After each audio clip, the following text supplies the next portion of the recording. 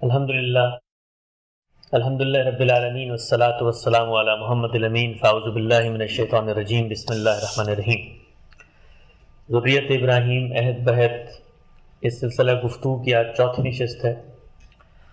اور ہم یہ کوشش کر رہے ہیں کہ اللہ تعالیٰ نے روئے زمین پہ انسانوں کی ہدایت کے لیے جو اسکیم برپا کی ہے، اس میں فطرت، نبوت اور رسالت کے قانون کے بعد قوموں کے انتخاب کی جو اسکیم ہے اس کو سمجھیں، اور اس اسکیم کے اندر جو کارفرما عوامل ہیں، اس اسکیم کے جو کریکٹرز ہیں، تاریخی منظرنامے میں اللہ تعالیٰ کی ہدایت کی روشنی میں ان کے اعمال و افکار کا بھی جائزہ لیں۔ ہم یہ جانتے ہیں کہ اس اسکیم کا آغاز سیدنا ابراہیم سے ہوتا ہے، اور سیدنا ابراہیم کو اپنے مشن کی تکمیل کے بعد اس اسکیم کا حصہ بنا کر اللہ تعالیٰ نے قوموں کے استوا کے عمل میں امام الرسل کا درجہ دیا، اور ہم یہ بھی جان چکے ہیں کہ سیدنا ابراہیم ہی کی ذریت میں اب اس کا اجرا ہوا، اور اس اجرا میں بنی اسرائیل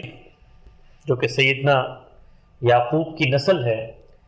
کیسے آگے بڑھ کے پھر قوم کو ان تشکیلی مراحل سے گزارا جس کے نتیجے میں اللہ کی جو منشا تھی وہ روئے زمین پہ پوری ہوتے ہوئے نظر آئی۔ گفتگو ہم یہاں تک کر چکے تھے کہ سیدنا موسیٰ علیہ السلام کا یہ دور ہے کہ جس میں پہلی مرتبہ بحیثیت قوم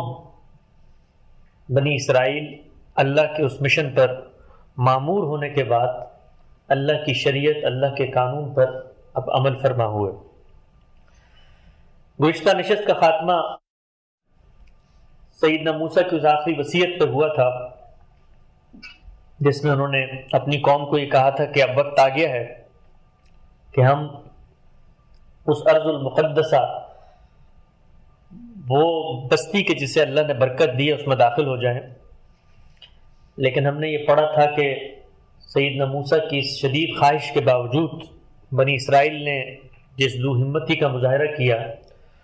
اور جس کٹ حجتی سے کام لیا، اس سے یہ واضح ہوتا تھا کہ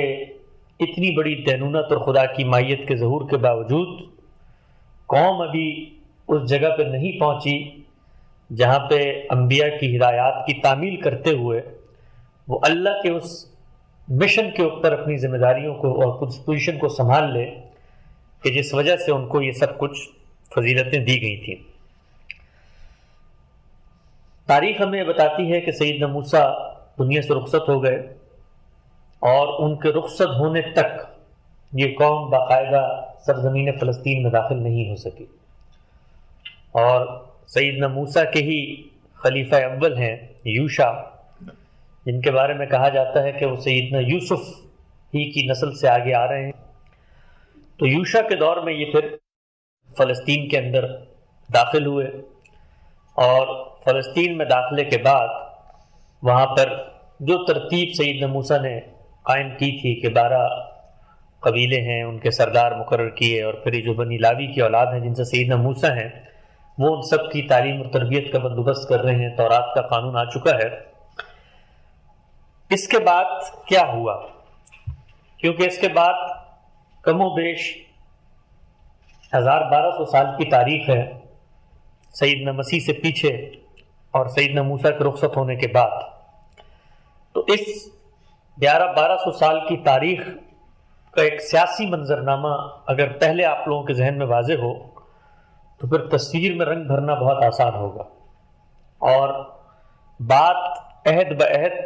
اور جو کچھ سماجی تبدیلیاں ہوئی ہیں اس منظرنامے میں اس کو رکھ کے سمجھنا بھی بہت سود مند ہوگا۔ ایک اجمالی سا خلاصہ میں پیش کر کے چاہوں گا کہ کچھ اقتباسات آپ کی خدمت میں رکھوں جس سے آپ کے سامنے وہ پوری تصویر نمایاں ہو کہ اس کے بعد پھر معاملہ کیا ہوا۔ ہم یہ دیکھتے ہیں کہ سیدنا یوشع وہاں موجود ہیں، وہ تبلیغ، تلقین، نصیحت کا کام کر رہے ہیں، اور اس کے بعد بھی پے در پے اس قوم میں اللہ نے انبیاء بھیجے ہیں۔ خود قرآن مجید نے بتایا ہے کہ بے تحاشا اللہ کے پیغمبر، اللہ کے فرستادہ نمائندہ، وہ لوگ داعیان حق جو بنی اسرائیل کو ان کی اصل دعوت کو یاد دلانے کے لیے بھیجے جاتے رہے، دعوت کرتے رہے، تبلیغ کرتے رہے، اور تنبیہ بھی کرتے رہے۔ یہ تنبیہ جتنی بھی انبیاء کی دعوت ہے اس میں آپ دیکھیں گے کہ ان کو یہ بتا رہی ہے کہ اگر تم اللہ کے راستے پر قائم نہیں رہتے تو دو بڑی آزمائشیں ہیں جو تمہاری منتظر ہیں، دو ایسے واقعات ہیں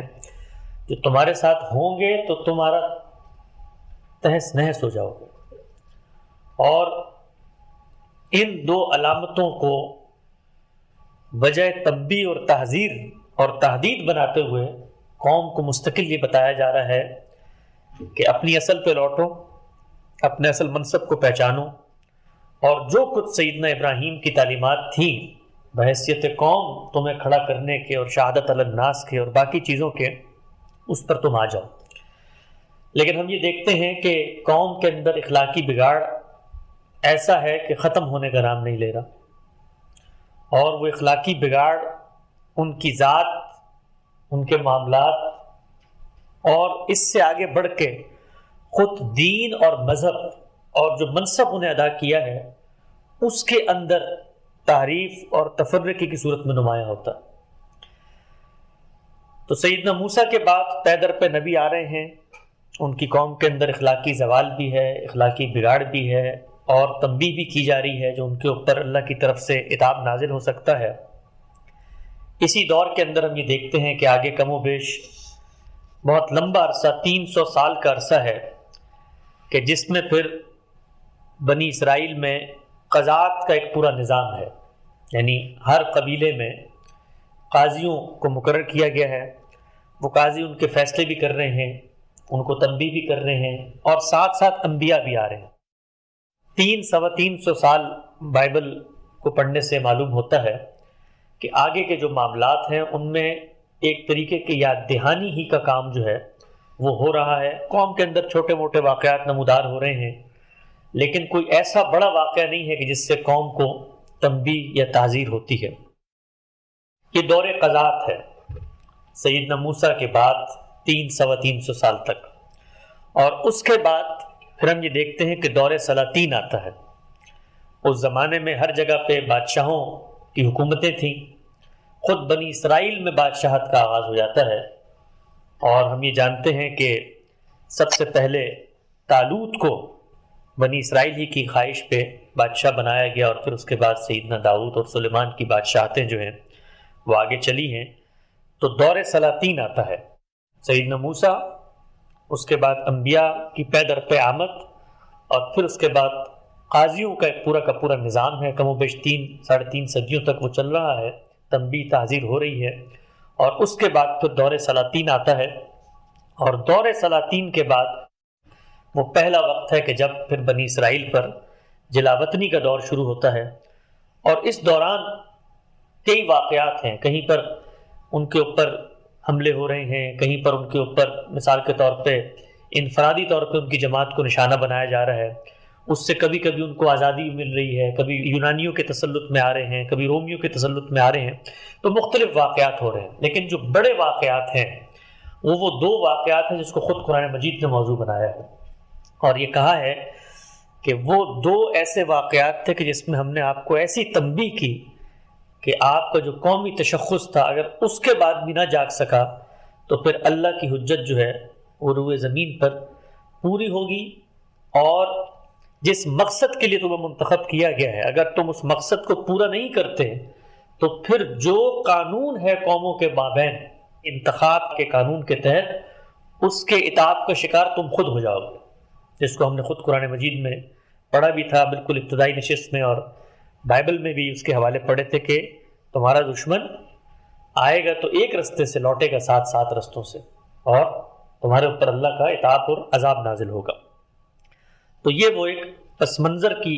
جس کو آپ کہتے ہیں منظر نامہ ہے، اس کو سامنے رکھ کر اب اس تصویر میں ہم رنگ بھریں گے، یہاں تک کہ پھر سیدنا موسیٰ کے بعد کم و بیش 1100-1150 سال بعد سیدنا مسیح کی آمد ہوتی ہے، اور سیدنا مسیح کی آمد کے بعد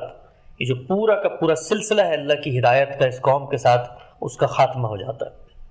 تو اس پس منظر کو سامنے رکھ کر اب ہم آگے بڑھتے ہیں اور یہ دیکھتے ہیں کہ جس وقت سیدنا موسیٰ رخصت ہو گئے اور قوم کو کام کرنے کا وقت ملا تو وہ کیا اخلاقی بگاڑ ہے جو اس قوم میں پیدا ہوا، یعنی کیا اسباب تھے، کیا وجود تھے، کیا علل تھے جو بطور وتیرہ انہوں نے اپنائے،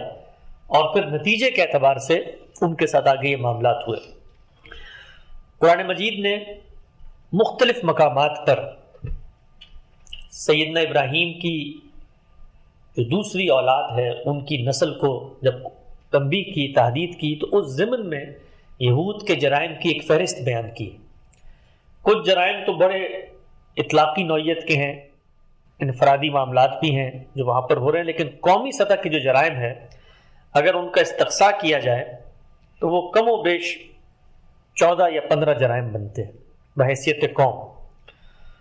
اور یہ بات بھی پیش نظر رہے کہ جب ہم یہ کہتے ہیں کہ یہ جرائم ان کے اندر موجود تھے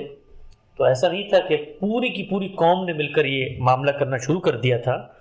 بلکہ خود آپ کو بائبل کے مطالعے سے آگے جب کچھ اقتباسات زیر بحث آئیں گے، انبیاء کی وعیدیں اور تنبیہات، یہ واضح ہوگا کہ خود قوم کے اندر سے لوگ کھڑے ہو کر بھی لوگوں کو توجہ دلا رہے ہیں، ایسے جیسے آج کے زمانے میں ہوتا ہے۔ ایسا نہیں ہوتا، ہم دیکھتے ہیں کہ پوری قوم سرکشی پہ آمادہ ہو گئی ہے، لیکن قوم کے اعیان و اکابر، قوم کے وہ مذہبی پروہت اور فریسی جو ذمہ داری کے منصب پر فائز کی جاتے ہیں، ان کے اندر یہ بگاڑ پیدا ہوتا ہے، اور پھر ہم دیکھتے ہیں کہ ٹرکل ڈاؤن ایفیکٹ کے طور پہ عمومی رویوں میں یہ ڈھلتا چلا جاتا ہے۔ تو جو پہلی چیز ان کے بطور جرم کے سامنے آتی ہے وہ یہ کہ تعصب کی وجہ سے انہوں نے اپنے آپ کو اللہ تعالیٰ کا ایک منتخب اور چنیدہ قوم سمجھنے کے بعد ایک تکبر اور فخر کا جذبہ ہے جو ان میں پیدا ہوا۔ یعنی جس وقت اللہ تعالیٰ نے کہا کہ ہم نے تمہیں بڑی فضیلت دی ہے جہان والوں پر، تو یہ فضیلت اصل میں ذمہ داری کی فضیلت تھی، یہ کسی شخص کی فضیلت نہیں تھی یا کسی جنس کی فضیلت نہیں تھی، بلکہ منصب کی فضیلت تھی۔ تو اس منصب کی فضیلت نے ان کے اوپر جو منفی اثر ڈالا وہ یہ کہ کچھ ہی عرصے بعد، ظاہری بات ہے خدا کا براہ راست کلام ہو رہا ہے، انبیاء پیدر پہ آ رہے ہیں، خدا کی مائیت کا ظہور ہو رہا ہے، فرعون کے لشکر سے یوں بچ کے نکل جاتے ہیں، اور بدلیوں کا سایہ ہے، من و سلوہ اتر رہا ہے، اسی طریقے سے پانی کے چشمے پھوٹ رہے ہیں۔ تو کچھ ہی عرصے بعد قوم نے اس عنایت کو بجائے اللہ تعالیٰ کے امتحان کے اور ذمہ داریوں کے اسباب کے طور پہ لینے کے فار گرانٹڈ لینا شروع کر دیا کہ بھائی ہم تو ابراہیم کی اولاد ہیں، اسحاق اور یعقوب اور یوسف کی آل میں سے ہیں، اور موسیٰ ہم میں سے آئے، اور پوری دنیا میں معاملہ صرف ہمارے ساتھ ہی ہو رہا ہے اور تو کہیں نہیں ہو رہا۔ تو ایک بڑا برتری کا جذبہ، تفوق کا جذبہ، پراؤڈ اور وینٹی کا جذبہ ہمیں ان میں نظر آتا ہے۔ یہ پہلی چیز ہے۔ دوسری چیز ہے کہ تفوق کا جذبہ بحیثیت امت ان کی رویوں میں ڈھلا، اور یہ جو فضیلت کی پوری بحث تھی اس نے ان کو غرور اور تکبر میں مبتلا کر دیا۔ جب وہ غرور اور تکبر میں مبتلا ہوئے تو اس کا پہلا نتیجہ یہ نکلا کہ جہاں کہیں پر ان کو تنبیہ کی جاتی انبیاء کی جانب سے، یا جو ان کو ہدایت پہنچ رہی تھی، اس سے روگردانی اور انکار کی روش پیدا ہو گئی۔ اور یہ ایک بہت ہی فطری معاملہ ہے کہ جیسے ہی آپ میں تکبر پیدا ہوتا ہے تو تکبر کیا کرتا ہے؟ آپ کو حق کے سامنے کھڑا کر دیتا ہے۔ تو انہوں نے حق کا انکار کرنا شروع کر دیا، گویا انبیاء کی جو تعلیمات تھیں، خدا کی جو شریعت تھی، تورات کے جو احکامات تھے، انہیں چھوڑنا شروع کر دیا۔ اسی طرح سے ان کے جو اہل علم تھے، تیسری چیز ہی، ان کے جو اہل علم تھے، ان کے جو فریسی تھے، فقیہ تھے، وہ قاضی تھے جن کو امامت کے منصب پر فائز کیا گیا کہ لوگوں کو تعلیم دیں، انہوں نے اپنے آپ کو اور اپنے حلقہ احباب کو عام بنی اسرائیلیوں سے، عام لوگوں سے بالکل مختلف سمجھنا شروع کر دیا۔ گویا عوام کے بارے میں ان کے لیے ایک کمتر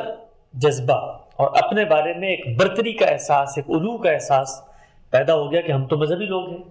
ہم تو خدا کے برگزیدہ ہیں، ہم خدا کی شریعت کو جانتے ہیں، تورات کو جانتے ہیں۔ اسی طریقے سے موسیٰ علیہ السلام کے احکامات کو روئے زمین پر عمل پیرا کرنے کے لیے کار فرما ہے۔ تو ایک مذہبیت ہمیں وہاں پر جنم لیتی ہوئی نظر آتی ہے فقیہوں کی، اور وہ فقیہ جو قانون کا جو علم ہے اس کو بنی اسرائیل پر لاگو کر رہے تھے۔ اسی طریقے سے تورات کی ایک مخصوص تعبیر پر اصرار کر کے باقی جتنی تعبیرات ہیں ان کی نفی کرنے کا ایک جذبہ، یعنی جو کچھ تورات کا حکم ان کو سمجھ میں آیا ہے، اگرچہ باقی لوگ انہیں بتا رہے ہیں کہ اس حکم کا مقصد یہ نہیں ہے، باقی انبیاء کی تنبیہات ان تک پہنچ رہی ہیں کہ تم نے یہ غلط کام کیا ہے، لیکن ایک تعبیر پہ اصرار، ایک نقطہ نظر پہ اصرار کہ نہیں، جو کچھ ہم سمجھ چکے ہیں وہی درست ہے۔ یہ جو تنبیہات ابھی آپ دیکھ رہے ہیں، یہ محض حسن اتفاق ہے کہ شاید آپ کو محسوس ہو رہا ہو کہ یہ تو ساری وہی باتیں ہیں جو آج کل ہمارے یہاں بھی پائی جاتی ہیں، یعنی اس میں سے اب تک کوئی ایسی بات سامنے نہیں آئی کہ جو ہمارے یہاں نہ پائی جاتی ہے۔ تو اس سے آپ اندازہ کر سکتے ہیں کہ قوموں کے اندر جب خرابی پیدا ہوتی ہے، بالخصوص مذہبی مناسب دی ہوئی قوموں کے اندر، تو اس کا معاملہ کیا ہوتا ہے۔ تو تورات کی مخصوص تعبیر پہ اصرار کرنا اور باقی تمام جتنی تعبیرات ہیں ان کو گمراہی سمجھنا، ان کو فتنہ گرداننا۔ پانچویں چیز ہے کہ خدا کے حلال کو حرام کرنا اور خدا کے حرام کو حلال کرنا، یعنی جو اللہ نے چیزیں ممنوع قرار دی ہیں ہیلے بہانوں سے، کٹ حجتیوں سے، اور اسی طریقے سے اپنی خواہشات سے ان کو تبدیل کر دینا، بھئی اس سے تو فتنہ پھیلے گا، اس سے تو نقصان ہوگا، اور اس سے تو قوم کے اندر دوری پیدا ہوگی، تو وہ احکامات جو اللہ نے حرام نہیں قرار دیے تھے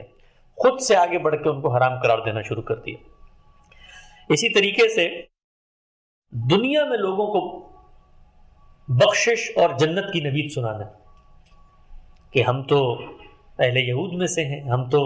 مثال کے طور پہ بنی اسرائیل میں سے ہیں، ہمیں تو اللہ نے منتخب کیا ہے، تو یہ کیسے ہو سکتا ہے کہ ہم جنت میں نہ جائیں؟ جنت میں تو صرف ہم ہی جائیں گے، اور اگر ہم سے کوئی غلطی کوتاہی ہو بھی گئی ہے تو یہ آگ ہمیں تھوڑی دیر کے لیے چھو لے گی، لیکن جہنم ہمارے نہیں بنائی گئی، ہم تو چنیدہ لوگ ہیں، ہم ہی جنت میں جائیں گے اور باقی جتنے لوگ ہیں وہ جہنم میں جائیں گے۔ تو یہ رویہ ان کا سامنے آتا ہے۔ اسی طرح سے ناحق جنگیں شروع کرنا،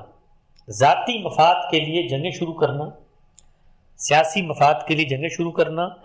اور جنگ شروع کرنے کے بعد اللہ کے قانون کے مطابق قیدیوں سے فدیہ لینا۔ یعنی ہونا تو یہ چاہیے تھا نا کہ اگر آپ جنگ جیسا بڑا عمل کرنے جا رہے ہیں تو اس میں اللہ کی شریعت کی پاسداری کرتے ہیں، لیکن جنگیں شروع کر دی، مار دھاڑ شروع کر دی، اور اب اس کے بعد جہاں پر مفاد کی بات آئی ہے، فائدے کی بات آئی ہے، تو وہاں پر خدا کی شریعت لے آنا کہ بھئی یہ تو اللہ نے کہا ہے کہ جو قیدی ہیں فدیے کے بغیر نہیں چھوڑنے۔ تو اللہ کا حکم تو پہلے یہ تھا کہ جنگ بھی بغیر کسی عذر کے نہیں کرنی، تو اپنے مفادات کے تحت شریعت کے احکامات کو استعمال کرنا، ناحق جنگیں شروع کرنا۔ اسی طرح ناحق اختلاف پر قتل کرنا اور اپنے مریدوں کو قتل کے فتوے دے کر اکسانا۔ خود ہم نے دیکھا کہ انبیاء بنی اسرائیل کی تاریخ میں یہ معاملہ اس قدر بڑھ گیا کہ پھر آخر میں انبیاء کے قتل کے در پہ وہ ہو گئے، اور پھر اسی قوم نے، جس قوم کو منتخب کیا تھا، انہوں نے اپنے ہی انبیاء کو قتل تک کر دیا۔ تو یہ جو رویہ تھا یہ ایک دن میں پیدا نہیں ہوا، بلکہ اس کی ابتدا ایسے ہوئی کہ جو کوئی اختلاف کر رہا ہے، جہاں پر ان کی جو تعبیر ہے اس سے مختلف صورت سامنے آ رہی ہے، اس کا رستہ روکنے کی ایک پوری کوشش وہ نظر آتی ہے۔ اسی طریقے سے خدا کی آیتوں کو فتووں کی صورت میں ذاتی مفاد کے لیے بیچنا اور استعمال کرنا۔ خود قرآن مجید نے بے تحاشا مقامات بتایا ہے کہ تھوڑی تھوڑی قیمت پہ، ثمناً قلیلہ، یہ اللہ کی ہدایات کو، اللہ کی آراء کو بالکل فراموش کر کے لوگوں کی مفاد اور اپنے ذاتی مفاد کی خاطر بدل دیتے ہیں، گویا دین کو بیچنے سے تعبیر کیا، اور وہ بھی کم قیمت پہ، کم مول پہ۔ اسی طریقے سے معاہدات کی خلاف ورزی کرنا، جو معاہدات قوموں کے ہو رہے ہیں، باہمی معاہدات ہو رہے ہیں، آپس میں لین دین کے معاملات ہو رہے ہیں، ایک قومی رویہ سامنے آتا ہے کہ اس کی پاسداری ان میں نظر نہیں آتی۔ اسی طریقے سے ظاہر پرستی، اصرار ہے شریعت کے ظاہری شاکلے کی نمود کا، اس کی مثالیں چند آگے قرآن مجید سے زیر بحث بھی آئیں گی۔ یعنی ظاہر کے اوپر اصرار ہے، جو احکامات کے پیچھے روح ہے یا اسپرٹ ہے یا اس کی جو حقیقت ہے وہ بالکل فراموش ہو چکی ہے۔ تو ظاہر پرستی کا ایک پورا مرض ہے جو ان میں سامنے آتا ہے۔ اسی طریقے سے اپنی غلطیوں اور فساد کو تسلیم کرنے کے بجائے انہیں مصلحانہ گرداننا، یعنی جب تنبیہ کی جائے کہ بھائی تم تو غلطی پر کھڑے ہو، تو تنبیہ کے نتیجے میں ایک احساس ندامت اور شرمساری پیدا ہوتا ہے، لیکن وہاں کیا معاملہ تھا؟ وہ کہتے تھے کہ نہیں، یہ جو کچھ ہم کر رہے ہیں یہ اصل میں خیر کا کام ہے، یہ جو کچھ آپ بتا رہے ہیں یہ اصل میں فساد ہے، آپ آ کر ہمارے اندر فساد پیدا کر رہے ہیں، ہم تو خیرخواہی اور صلح کا کام کر رہے ہیں۔ اسی طریقے سے کسی بات کو اپنے اکابر کی تقلید کے باعث نہ قبول کرنا، یعنی انبیاء آ کر بتا رہے ہیں، خود سیدنا موسیٰ کے بارے میں آپ نے دیکھا جب ابتدا ہوئی ہے وہاں پر انہوں نے بتایا تو کیا جواب وہ دیتے ہیں، ہمارے باپ دادا تو ایسے نہیں کرتے تھے۔ تو جب یہی روایت، یہ جو پیچھے کی روایت ہے جو میں نے بتایا کہ یہ اخلاقی رذائل ان کے اندر آ گئے، اور جب انبیاء ان کو تنبیہ کرتے تھے تو آگے سے وہ کہتے تھے کہ بھائی یہ تو ہمارے اکابر، ہمارے اشراف، ہمارے بزرگ، ہمارے آبا کی روایت، اس کے خلاف آپ بات کر رہے ہیں۔ تو یہ ایک چھوٹی سی میں نے آپ کے سامنے تصویر رکھی ہے ان کے عمومی رویے کی۔ کچھ قرآن مجید سے ہم ان آیتوں کو بھی دیکھتے ہیں جس میں اللہ تعالیٰ نے یہ بتایا ہے کہ کیسے پھر یہ کام کرنے لگے، اور قرآن مجید میں مختلف موقعوں پہ ان کی بگاڑ کی ایک تصویر بھی جو ہے وہ سامنے آتی ہے۔ اس سے آپ اندازہ کر سکتے ہیں کہ قوموں کے ساتھ کیا معاملہ ہوتا ہے، اور یہ جب آپ ابھی پوری فہرست سن رہے ہوں گے تو آپ کو اندازہ ہو رہا ہوگا کہ جیسے میں کوئی آج کی داستان سنا رہا ہوں۔ یعنی مذہبیت کے اندر، اور جس وقت کسی قوم کو اس جگہ پر فائز کر دیا جاتا ہے تو جو کچھ پیدا ہوتا ہے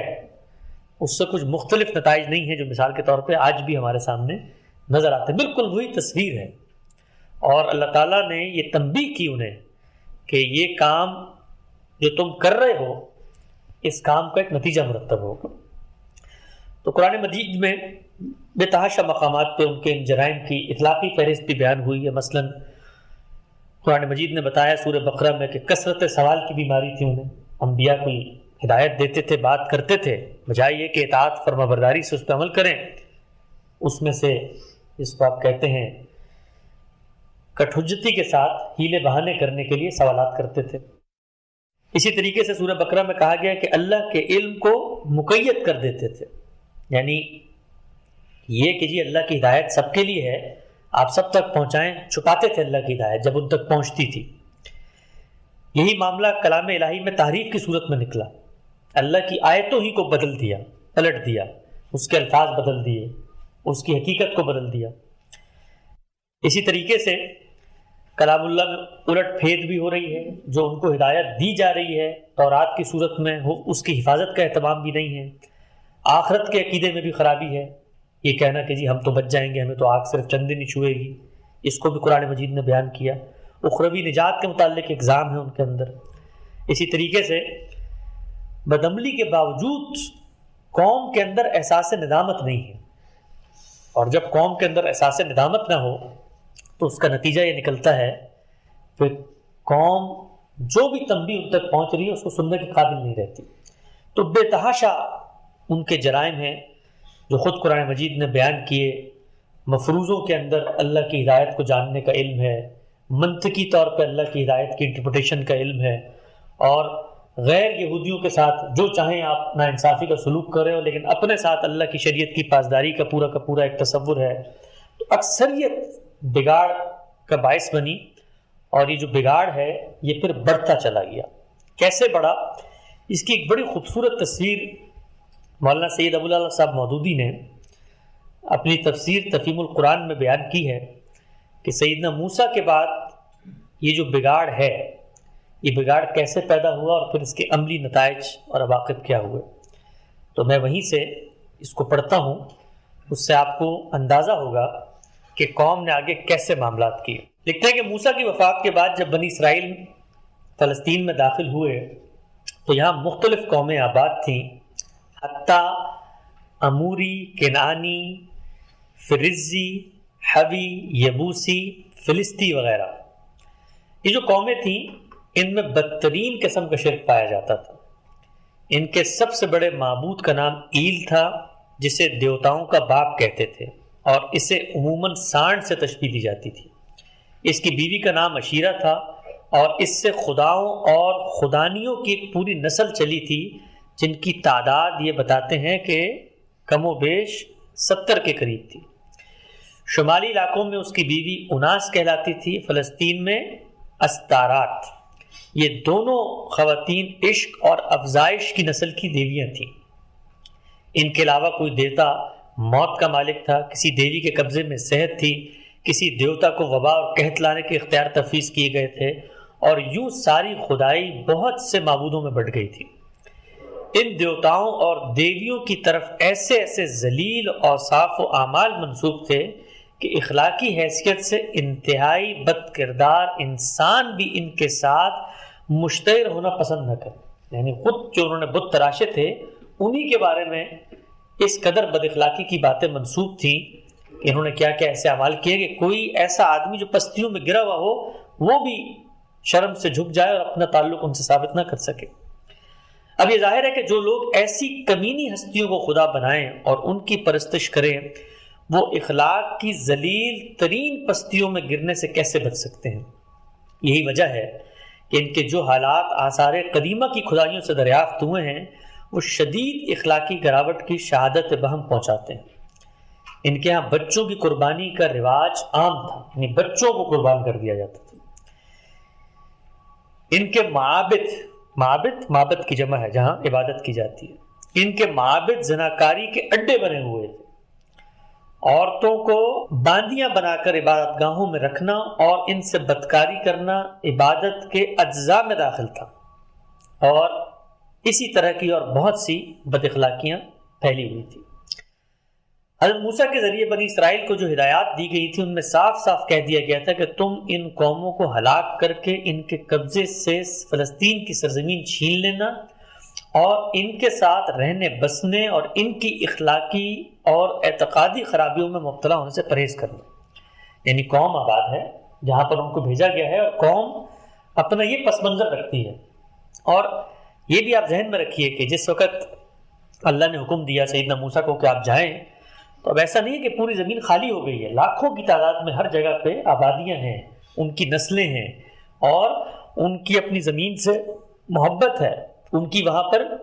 مویشیاں ہیں۔ تو یوں نہیں ہے کہ ایک دن میں کوئی خالی علاقہ اس علاقے میں موجود ہے، وہاں آپ جائیں گے، پڑاؤ کریں گے، اور پھر وہاں سے معاملات کا آگے آغاز ہوگا۔ کچھ دن گزریں گے، وہ جو ارد گرد کی قوموں کے لوگ ہیں وہ آئیں گے، وہ آپ سے پوچھیں گے بھئی آپ یہاں کیوں آئے ہیں، کوئی عدم تحفظ کا تو شکار نہیں ہو رہے، تو معاملات کو آگے بڑھنا ہے۔ تو پہلے ہدایت کی گئی کہ جہاں تمہیں آباد کرنا ہے میں نے، تو وہاں کی قوموں کے ساتھ یہ نہیں ہونا چاہیے کہ تمہاری انسیت پیدا ہو جائے، بلکہ یہ ذہن میں رکھ کے جاؤ کہ تم ایک مشن پہ مامور کر کے بھیجے جا رہے ہو۔ تو ان کو یہ ہدایت کی گئی کہ ان کے ساتھ رہنے بسنے اور ان کی اخلاقی اور اعتقادی خرابیوں میں مبتلا ہونے سے پرہیز کرنا۔ لیکن بنی اسرائیل جب فلسطین میں داخل ہوئے تو وہ اس ہدایت کو بھول گئے، انہوں نے اپنی قوم کی کوئی متحدہ سلطنت قائم نہ کی۔ وہ قبائلی عصبیت میں مبتلا تھے، ان کے ہر قبیلے نے اس بات کو پسند کیا کہ مفتوح علاقے کا ایک حصہ لے اور الگ ہو جائے۔ اس تفرقے کی وجہ سے ان کا کوئی قبیلہ بھی اتنا طاقتور نہ ہو سکا کہ اپنے علاقے کو مشرکین سے پوری طرح پاک کر دیتا۔ آخر کار انہیں یہ گوارا کرنا پڑا کہ مشرکین ان کے ساتھ رہیں بسیں، نہ صرف یہ بلکہ ان کے مفتوح علاقوں میں جگہ جگہ ان مشرک قوموں کی چھوٹی چھوٹی شہری ریاستیں بھی موجود تھیں جن کو بنی اسرائیل فتح نہیں کر سکے۔ اس بات کی شکایت زبور کی اس عبارت میں کی گئی ہے جسے مولانا کہتے ہیں کہ ہم نے پیچھے نقل بھی کیا تھا۔ یعنی زبور میں یہ ہدایت کی گئی تھی کہ جب تم وہاں جا رہے ہو تو وہاں جانے کے بعد گھل مل مت جانا، ان کے ساتھ متحد رہنا اور اپنی اس جداگانہ شناخت اور حیثیت کو برقرار رکھنا۔ تو اس تنبیہ کو نظر انداز کرنے کا پہلا خمیازہ تو بنی اسرائیل کو یہ بھگتنا پڑا کہ ان قوموں کے ذریعے سے ان کے اندر شرک گھسایا، اور اس کے ساتھ بتدریج دوسری اخلاقی گندگیاں بھی راہ پانے لگی۔ چنانچہ اس کی شکایت بائبل کی کتاب القضاء میں یوں کی گئی ہے، یہ بائبل ہے، ارشاد ہوا اور بنی اسرائیل نے خداوند کے آگے بدی کی تعلیم کی پرستش کرنے لگے، اور انہوں نے خداوند اپنے باپ دادا کے خدا کو جا کر انہیں ملک کے مصر سے نکال لایا تھا چھوڑ دیا، اور دوسرے معبودوں کی جو ان کے ارد گرد کی قوموں میں دیوتاؤں میں سے تھے پیروی کرنے اور ان کو سجدہ کرنے لگے، اور خداوند کو غصہ دلایا۔ وہ خداوند کو چھوڑ کے بال اور اسطورات کی پرستش کرنے لگے، اور خداوند کا قہر اسرائیل پر بھڑکا۔ یہ بتاتی ہے ہمیں بائبل کہ معاملہ یہ ہوا کہ اس کے نتیجے میں خود شرک ان کے اندر پیدا شروع ہونا ہوگا۔ اس کے بعد دوسرا خمیازہ جو انہیں بھگتنا پڑا اپنی اس عدم توجہی کا، وہ یہ تھا کہ جن قوموں کی شہری ریاستیں انہوں نے چھوڑی تھیں، انہوں نے فلسطینیوں نے، جن کا یہ پورا علاقہ غیر مغلوب رہ گیا تھا، جو وہاں کی لوکل آبادیاں تھیں جو بنی اسرائیل کے وہاں جانے سے پہلے موجود تھیں، فلسطینی ان کو کہتے تھے،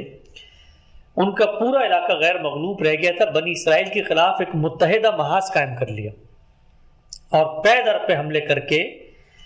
یہ جو علاقہ تھا اس کے بڑے حصے سے ان کو بے دخل کر دیا، حتیٰ کہ ان سے خداوند کے عہد کا صندوق، جس کو تابوت سکینہ کہا جاتا ہے، ایک تابوت تھا جس کے اندر سیدنا موسیٰ کے تبرکات، سیدنا یوسف کے تبرکات، بنی اسرائیل کی جو روایت تھی اس کے اندر جو کچھ تبرکات کی حیثیت سے چیزیں تھیں، کچھ جو الواح پہ لکھوائی ہوئی چیزیں تھیں، وہ ایک صندوق کے اندر ہوا کرتی تھی، اور قوم کے اندر وہ صندوق جو ہے ایک بہت ہی اہم اثاثے کے طور پہ آگے نسلوں کو منتقل کیا جاتا تھا۔ تو یہاں تک ہوا کہ تابوت سکینہ بھی ان سے چھین لیا گیا۔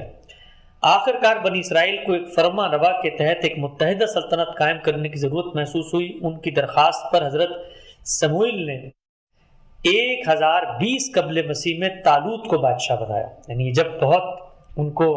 نقصان ہوا، بکھر گئے،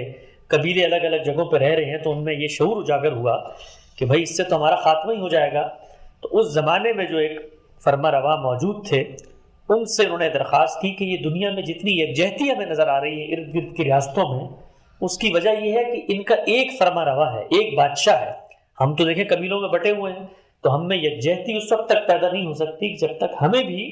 انہی قوموں کی طرح آپ کوئی بادشاہ ہم پر مقرر نہ کرتے۔ تو سموئیل نبی نے کم و بیش 1000 قبل مسیح میں طالوت کو ان کا بادشاہ بنایا۔ خود قرآن مجید میں اس کا آگے ذکر ہے، آپ دیکھیں گے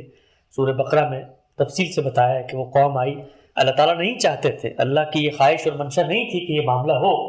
لیکن جب قوم اس کے لیے تیار نہیں ہے کہ خود اپنے پیروں پہ کھڑی ہو اور اس ذمہ داری کو اپنائے، تو پھر اللہ نے بھی ان کی اس خواہش کو پورا کر کے بھی کہا کہ چلو اب دیکھتے ہیں کہ شاید اس کے بعد ہی واپس آ جائیں۔ تو طالوت کو انہوں نے بادشاہ بنا دیا، اور طالوت کے بارے میں ہم یہ جانتے ہیں کہ انہی کے فوج کے اندر ایک نوجوان سیدنا داؤد تھے۔ جب ان کا اپنے علاقوں کی ارد گرد کی ریاستوں میں مقابلہ ہوا ہے جالوت نامی ایک بادشاہ سے، تو بڑی فتوت اور ہمت کے ساتھ جس نوجوان نے وہ جنگ لڑی ہے وہ سیدنا داؤد علیہ السلام تھے۔ تو پھر یہ دور سلاطین شروع ہو گیا، اور اس دور سلاطین میں سیدنا داؤد ہیں، اور پھر وہیں آگے سیدنا سلیمان ہیں۔ تو ان فرما رواؤں نے اس کام کو مکمل کیا جسے بنی اسرائیل حضرت موسیٰ کے بعد نامکمل چھوڑ گئے تھے۔ متحدہ ریاست قائم کی، اپنی ملت کو یکجا کیا، اور ایک مجموعی قومی تشخص کے ساتھ جینے کا آغاز کیا، بجائے یہ کہ جس طرح وہ پیچھے الگ الگ قبائل میں رہ رہے تھے۔ تو پھر اس کے بعد کیا ہوا؟ اس کے بعد یہ ہو کہ ان فرما رواؤں نے اس کام کو مکمل کیا جسے بنی اسرائیل نے حضرت موسیٰ کے بعد نامکمل چھوڑ دیا تھا۔ صرف شمالی ساحل پر فنیقیوں کی اور جنوبی ساحل پر فلسطینیوں کی ریاستیں باقی رہ گئیں جنہیں مسخر نہ کیا جا سکا، لیکن انہیں باج گزار بنا کر پھر انہوں نے رکھا۔ یعنی خود بنی اسرائیل کی سلطنت گویا ایک مضبوط اور ایک توانا سلطنت کے طور پر سامنے آ گئی۔ حضرت سلیمان کے بعد بنی اسرائیل پر دنیا پرستی کا پھر شدید غلبہ ہوا، اور انہوں نے آپس میں لڑ کر اپنی 2 سلطنتیں قائم کر لی۔ کہا جاتا ہے کہ سیدنا سلیمان کی اولاد میں ہی جب سیدنا سلیمان رخصت ہوئے تو ان کے جو بیٹے تھے ان کو فرما رواں بنایا گیا، تو باقی جو قبیلے تھے بنی اسرائیل کے انہوں نے ان کو ماننے سے انکار کر دیا، اور اس کے نتیجے میں جو پایہ تخت تھا وہ پھر وہ نہ رہ سکا جہاں پر سیدنا سلیمان علیہ السلام نے سلطنت قائم کی تھی۔ تو سلیمان علیہ السلام کے بعد پھر سے لڑائی شروع ہو گئی اور 2 الگ سلطنتیں قائم ہو گئیں۔ شمالی فلسطین اور شرق اردن میں سلطنت اسرائیل جس کا پایہ تخت آخرکار سامریہ قرار پایا،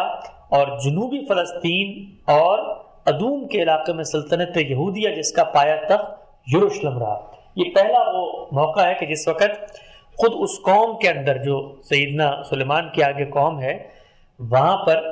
انہی کی آل اولاد میں سے ایک شخص ہے جس کا نام یہودیہ ہے، اور جب آپس کی جنگیں ہوئی ہیں 2 سلطنتیں بنی ہیں، تو سلطنتوں میں سے ایک سلطنت کا نام پھر یہودیہ رکھا گیا، اور یہی وہ موقع ہے کہ جس موقع کے بعد سے پھر یہ اپنے آپ کو یہودی گردانتے تھے کہ ہم تو اصل میں یہودیہ کی سلطنت کے شہری ہیں۔ قرآن مجید میں بھی اگر آپ دیکھیں تو سیدنا موسیٰ اور سیدنا موسیٰ سے پہلے کہیں پر بھی ان کو یہودی کہہ کر مخاطب نہیں کیا، بلکہ ہر جگہ پہ بنی اسرائیل کہہ کے مخاطب کیا. لیکن آگے چونکہ خود انہوں نے اپنا نام یہودی رکھ لیا اور اپنے آپ کو اس سے منسوب کیا، اس شخص سے اس کی سلطنت میں رہتے تھے، تو اس کا پایہ تخت یروشلم رہا. ان دونوں سلطنتوں میں سخت رقابت اور کشمکش اور پہلے روز سے شروع ہو گئی تھی اور آخر روز تک رہی. تو یہ بتاتے ہیں کہ ان میں اسرائیل ریاست کے فرما روا اور باشندے ہمسایہ قوم کے مشرکانہ عقائد اور اخلاقی فساد سے سب سے پہلے اور سب سے زیادہ متاثر ہوئے، اور یہ حالت اپنی انتہا کو پہنچ گئی جب اس ریاست کے جو فرما روا تھے انہوں نے ایک مشرک شہزادی ایزابیل سے شادی کر لی، اور اس وقت کی حکومت اور طاقت اور ذرائع اور شرک اور بد اخلاقیوں کے سیلاب کی طرح اسرائیلیوں میں پھیلنے لگا. اور پھر ہم یہ دیکھتے ہیں کہ حضرت الیاس آئے ہیں اور باقی بہت بڑے بڑے انبیاء ان میں آئے ہیں جنہوں نے قوم کو متوجہ کیا کہ بھائی یہ جو کچھ تم کر رہے ہو اس کا نتیجہ جو ہے وہ بہت برا نکلے گا. اور آخر کار پھر اللہ تعالیٰ نے اپنے غضب کا ان پر آغاز کیا اور اشوریوں کی شکل میں دولت اسرائیل کی طرف یہ جو اللہ کا عذاب ہے یہ متوجہ ہوا. اور کہا جاتا ہے کہ 9ویں صدی قبل مسیح میں فلسطین پر اشوری فاتحین کے حملے شروع ہو گئے، اور اس دور میں پھر اسرائیلیوں کو پے در پے تنبیہات کی گئیں اور وہاں پر انبیاء بھیجے گئے اور ان کو یہ بتایا گیا کہ جو کچھ تم کر رہے ہو اس سے تم باز آ جاؤ، اور اگر تم نے یہ نہ کیا تو پھر اس کے بعد بڑی سخت عذاب کی وعید ہے جو تم تک پہنچ جائے گی. تو یہ معاملہ تو یہاں پر ہوا. دوسری جانب جو یہودیہ کے نام سے جنوبی فلسطین میں سلطنت قائم تھی سید سلیمان کے بعد بہت جلدی شرک اور اخلاقی جو رذائل ہیں وہ آ گئے تھے، تو وہاں پر بھی یہ تنزل بڑھتا رہا لیکن ذرا سست رفتار میں تھا. مولانا لکھتے ہیں کہ اگرچہ دولت اسرائیل کی طرح اس پر بھی اشوریوں نے پیدر پہ حملے کیے، اس کے شہروں کو تباہ کیا، اس کے پایہ تخت کا محاصرہ کیا، لیکن یہ ریاست اشوریوں کے ہاتھوں ختم نہ ہو سکی بلکہ صرف باج گزار بن کے رہ گئی. پھر حضرت یسیع اور حضرت یرمیہ کی مسلسل کوششوں کے باوجود یہودیہ کے لوگ بت پرستی اور بد اخلاقیوں سے باز نہ آئے، اور کم و بیش 598 قبل مسیح میں بابل کے بادشاہ ولی کٹ بخت النصر نے یروشلم سمیت پوری دولت یہودیہ کو مسخر کر لیا، اور یہودیہ کا بادشاہ اس کے پاس قیدی بن کر رہا. یہودیوں کی بدعمالیوں کا سلسلہ اس پر ختم نہ ہوا، اور حضرت یرمیہ کے سمجھانے کے باوجود اپنے اعمال درست کرنے کے بجائے بابل کے خلاف بغاوت کر کے اپنی قسمت کو بدلنے کی کوشش کرتے رہے، یہاں تک کہ سیدنا مسیح کی آمد سے کم و بیش 650 سال پہلے بخت نصر نے ایک اور سخت حملہ کر کے یہودیوں کے تمام بڑے چھوٹے شہروں کی اینٹ سے اینٹ بجا دی، اور یروشلم اور ہیکل سلیمانی کو اس طرح پیوند خاک کیا کہ اس کی ایک دیوار بھی اپنی جگہ پر کھڑی نہ رہی، اور یہودیوں کی بہت بڑی تعداد کو ان کے علاقے سے نکال کر پورے ملک میں تتر بتر کر دیا گیا، اور جو یہودی اپنے علاقے میں رہ گئے تھے وہ ہمسایہ قوموں کے ہاتھوں پوری طریقے سے ذلیل اور پامال ہوئے. یہ تھا وہ پہلا فساد جس سے بنی اسرائیل کو متنبع کیا گیا تھا، اور یہ تھی وہ پہلی سزا جو بنی اسرائیل کو دی گئی تھی. تو یہ ایک تصویر پوری کی پوری مولانا ابوالعلا صاحب مودودی نے آپ کے سامنے رکھی کہ کیسے قوم میں فساد پیدا ہوا اور کیسے اس کی شیرازہ بندی ہوئی، اور کیسے پھر قرآن مجید نے جو تنبیہ کی تھی 2 بڑے اللہ تعالیٰ کے عتاب کی، ان میں سے پہلا عتاب بخت النصر کے ذریعے ان کی قوم پر اللہ تعالیٰ نے نافذ کیا. یہی وہ پورا کا پورا پس منظر ہے عتاب کا اور قوم کی تنبیہ کا، جس کو پھر بائبل کے مختلف مقامات پر خود جو انبیاء بنی اسرائیل ہیں وہ بار بار موضوع بناتے ہیں. تو چند اقتباسات میں آپ کے سامنے رکھتا ہوں. یہ زبور ہے میرے سامنے، اس میں سیدنا داؤد کی تنبیہ ہے اس قوم کو. انہوں نے کہا انہوں نے ان قوموں کو ہلاک نہ کیا جیسا خداوند نے ان کو حکم دیا تھا، بلکہ ان قوموں کے ساتھ مل گئے اور ان کے ساتھ کام سیکھ گئے اور ان کے بتوں کی پرستش کرنے لگے، اور جو ان کے لیے پھر پھندا بن گئے، بلکہ انہوں نے اپنی بیٹیوں کو شیاطین کے لیے قربان کیا اور معصوموں کا یعنی اپنے بیٹوں اور بیٹیوں کا خون بہایا. اس لیے خداوند کا قہر اپنے لوگوں پر بھڑکا اور اپنی میراث سے نفرت ہو گئی، اور اس نے ان قوموں کے قبضے میں کر دیا جن سے عداوت رکھنے والے ان کے حکمران بن گئے. یعنی سیدنا موسیٰ کے بعد 300 سال بعد جب سلاطین کا دور آیا ہے تو اس میں آپ یہ دیکھیے کہ سیدنا داؤد متنبع کر رہے ہیں اور یہ کہہ رہے ہیں کہ اللہ تعالیٰ کو قہر ان پر نازل ہوا، اور یہ جو میراث تھی، یہ جو پورا پورا استوا کا عمل تھا، اس سے ہی ایک طریقے سے گویا نفرت ہونا شروع ہو گئی، کیونکہ یہ جو قوم تھی انہوں نے بہت عظیم فساد جو ہے برپا کیا۔ اسی کو اور بھی جگہوں پر بتایا ہے، کہا پھر جب یہ فساد عظیم رونما ہو گیا تو اس کے نتیجے میں آنے والی تباہی کی خبر حضرت یسیع نبی اپنے صحیفے میں یوں دیتے ہیں کہ خطا کار گروہ، بد کرداری سے لد ہوئی قوم، بد کرداروں کی نسل، مکار اولاد، جنہوں نے خداوند کو ترک کیا، اسرائیل کے قدوس کو حقیر جانا اور گمراہ ہو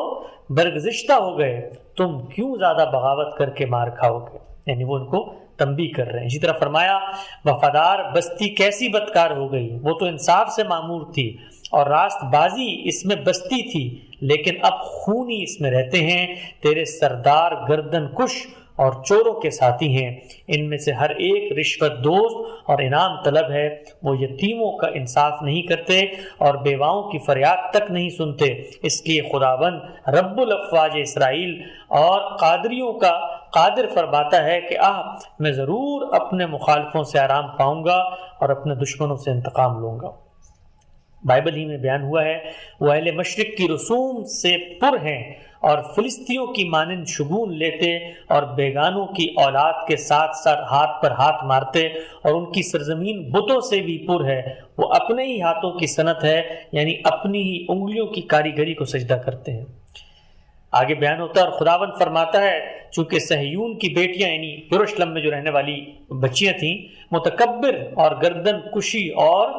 شوق چشمی سے خرامہ ہوتی ہیں اور اپنے پاؤں سے ناز رفتاری کرتی اور گھنگرو بجاتی جاتی ہیں، اس لیے خداوند صہیون کی بیٹیوں کے سر گنجے اور ان کے بدن بے پردہ کر دے گا۔ یہ بڑی روایت تھی اس زمانے میں کہ جب کہیں سے کوئی حملہ کرتا تھا آپ پر، تو حملہ کرنے کے نتیجے میں جب وہ آپ کو غلام بناتا تھا اپنا،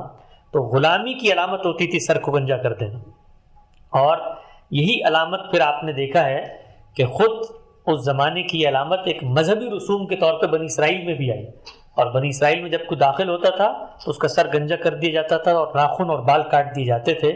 تو خود بائبل میں تنبیہ کی گئی کہ یہ بچیاں جو اس وقت اس نسل کی جن کو میں نے منتخب کیا تھا، یہاں پر شوق اور چنچل نازنی حسیناؤں کی طرح